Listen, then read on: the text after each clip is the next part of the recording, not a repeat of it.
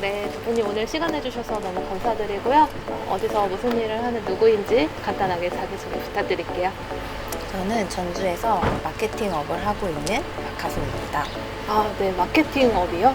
그럼 뭐 처음부터 마케팅을 시작을 하셨던 건가요? 아니요, 그런 거는 아니고 제가 관심이 있었던 분야로 학사에서 석사로 전환하면서 전공이 바뀌었거든요.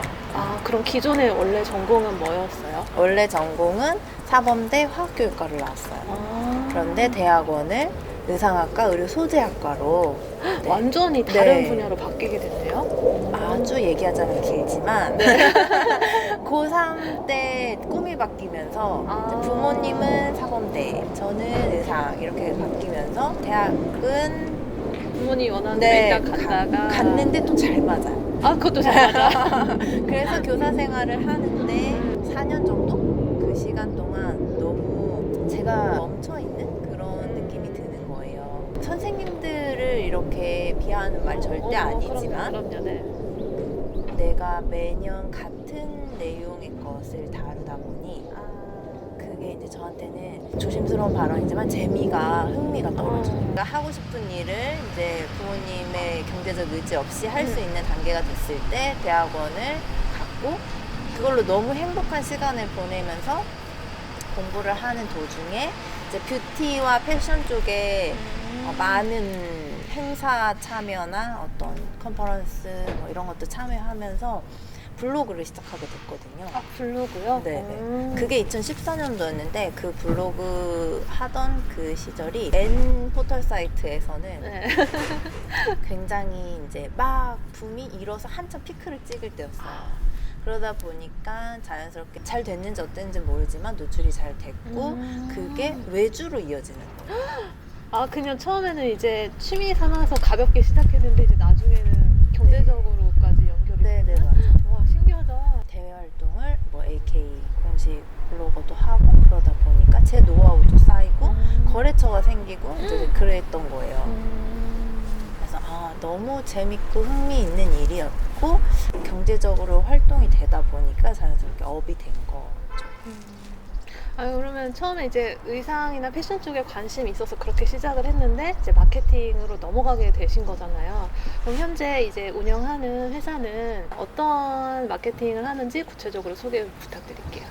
저희가 이렇게 말하면 굉장히 잡탕 같은데 의뢰가 처음에 들어올 때 시작은 바이럴만 했었어요. 바이럴. 네. 네. 그래서 어떤 컨텐츠를 주시면 그거를 각 온라인 채널에 뿌리고 널리 사람들이 볼 수 있도록 이제 뿌리는 작업을 했었는데 그러다 보니 컨텐츠도 만들어주면 안 되겠냐. 그래서 디자이너를 채용을 하게 됐고 이제 디자인까지 같이 해서 카드 뉴스부터 시작을 했는데 그게 웹페이지가 이제 상세 페이지 의뢰도 들어오고 홈페이지 의뢰도 들어오면서 웹 개발자도 들어오게 되면서 사이즈가 좀 더 커졌어요. 그런데 거기에 그러면 너희가 기획까지 같이 해서 해주면 안 되겠냐라는 이제 그런 의뢰들이 있으시니까 기획서부터 바이럴까지 하는 회사가 되버렸죠. 그러니까 어떻게 보면 고객이 무언가 필요한 니즈를 계속 얘기할 때마다 거기에 다 충족을 시키기 위해 점점 회사가 확장되는 그런 느낌 맞나요? 네, 맞아요. 보통 100%는 할 수 없는 일인 것 같아요. 왜냐면 보통 이제 내가 할 수 있는 영역만 오케이를 하고 그 외에는 이제 좀 어렵다 거절을 할 수도 있는데 대표가 되실 분 아니요, 그게 이제 욕심인 거죠. 근데 이게 저한테는 약간 독이었던 부분도 있어요. 아, 그래요? 왜냐면 초창기 창업하시는 분들 또 겪으시는 일인데 회사에 대한 심볼이라나 아니면 시그니처 상품 이런 것들을 원하세요. 그래서 너네가 주로 뭘 제일 잘해? 이렇게 전문성으로 네. 하시는구나. 이제 그런 것들을 지원 사업을 통해서 지원을 받고자 했을 때는 그런 게 조금 전문성에 대해서는 의문을 가지시는 분들이 많아요. 그럼 그런 부분이 가장 어려웠나요? 네, 맞아요. 그럼 현재도 이제 그 전문성을 갖추기 위해서 좀 더 많이 고민을 하실 것 같은데 커넥트 마케팅 연구소에서 앞으로 전문적으로 추구하고자 하는 부분이 있다면 잠깐 얘기해 주세요.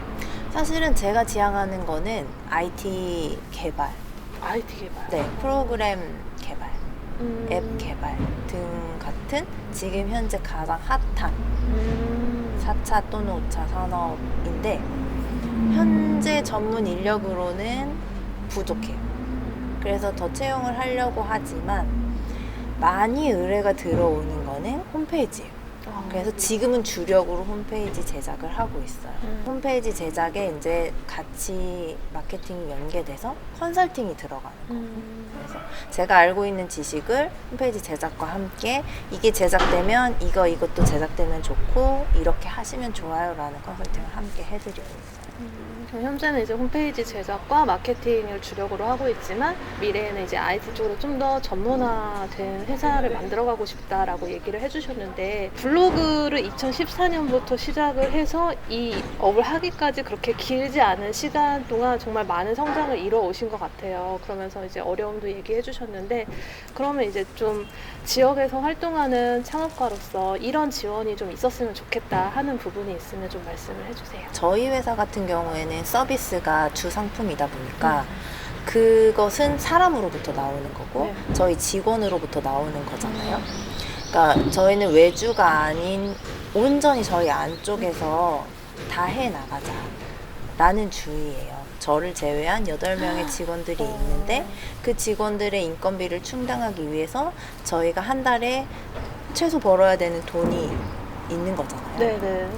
그게 저희의 원가거고 인건비 지원에 대한 부분이 가장 절실했고 그런 부분을 많이 찾아서 도움을 받아서 지금 스케일업이 된 거고 초창기에 이제 지원해 주는 거는 최대 지금 2년까지의 프로그램은 굉장히 많이 있는데 그 이유도 안 되고 그런 부분 힘들었던 거는 저희가 처음에 채용을 해서 시작했는데 이미 채용한 사람에 대한 지원은 일체 없는 거예요. 그러면 이제 그 지원을 받기로 확정이 된 이후에 채용된 사람들한테만 지원을 하는 거예요? 네. 근데 또 이제 그 지원 사업에 지원을 하려면 무언가를 또 해왔다는 이력이 있어야 되니까 사전에 이제 일할 사람이 필요하잖아요. 네. 그게 좀 아이러니하긴 하네요. 네, 그래서 말씀하셨듯이 저희가 이제 짧은 시간 내에 스케일업을 하다 보니까 세팅이 어느 정도 되어 있어야 전문성을 인정받을 수 있었던 거죠. 근데 나중에 지원을 받는 거는 덩치가 커져야지만 지원을 받는 거예요. 이게 당연했던 거예요. 저희가 이제 덩치가 커지면서 회사의 매출이 늘어나고 지원 사업도 받고 이게 다 맞물렸던 거죠.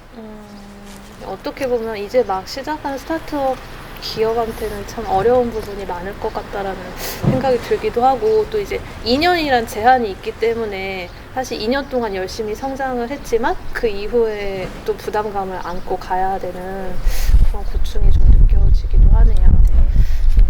그러면은 그 2년 이상 그 이후에 안정화됐을 때도 지속적인 지원이 필요하다는 말씀이신가요? 완전한 지원 중단이 아니라 한 50% 삭감, 그다음 30%, 10% 이렇게 줄여가면서 추후 지금 현재 직원에 대한 뭔가 그들도 불안하거든요. 그렇죠. 네, 내가 지원받고 있는 사람임을 아는데 이게 끝나면 내가 잘리나 그런 생각이 또 들지 않게 할 수 있는 방법이기도 한 것 같고 그래서 같이 이렇게 좀 차감되는 식으로 후속 지원이 있으면 어떨까 그런 생각 진짜 많이 해요.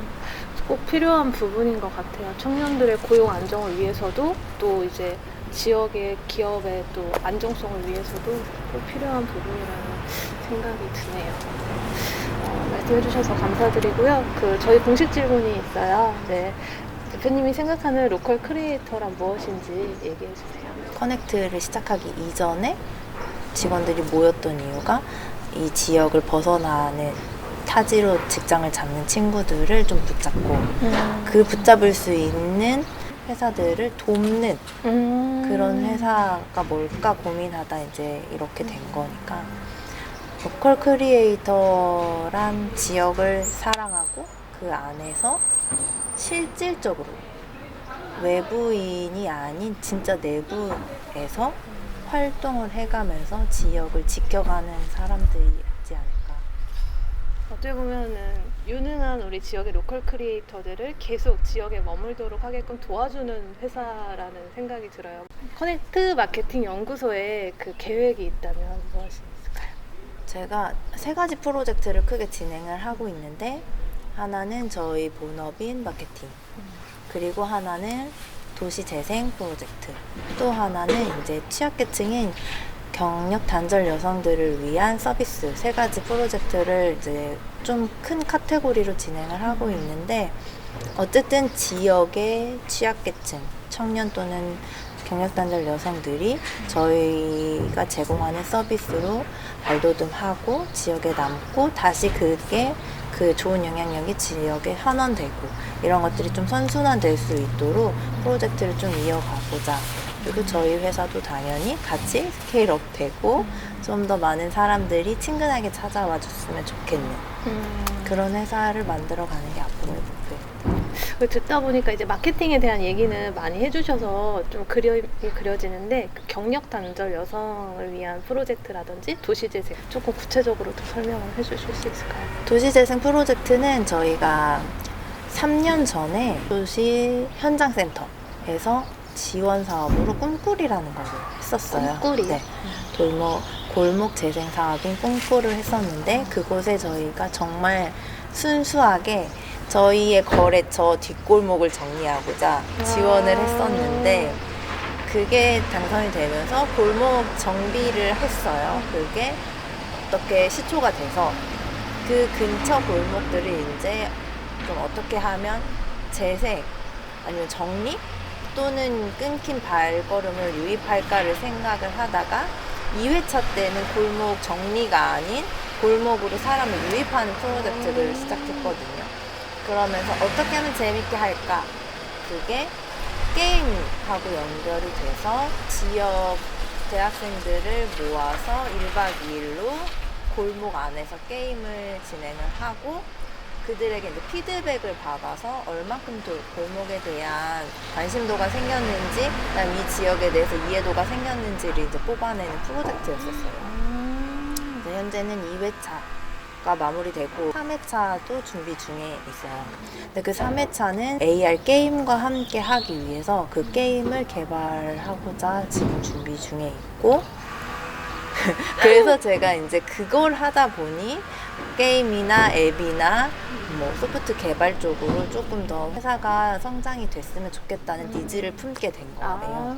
그것도 되게 중요한 계기였네요. 그러니까 어떻게 보면 도시재생이 환경적으로도 이제 물론 영향을 줘야 되지만 사람들의 인식에도 박혀야 되기 때문에 굉장히 재미있을 것도 같고 더 많은 사람들의 머릿속에 도시재생에 대해서 한 번 더 생각해 볼 수 있는 그런 계기도 될 것 같다는 생각이 들어요. 앞으로 또 기대가 됩니다. 네, 오늘 인터뷰에 응해주셔서 감사드리고요. 네, 저도 콘텐츠 마케팅 연구소를 열심히 응원하도록 하겠습니다. 감사합니다.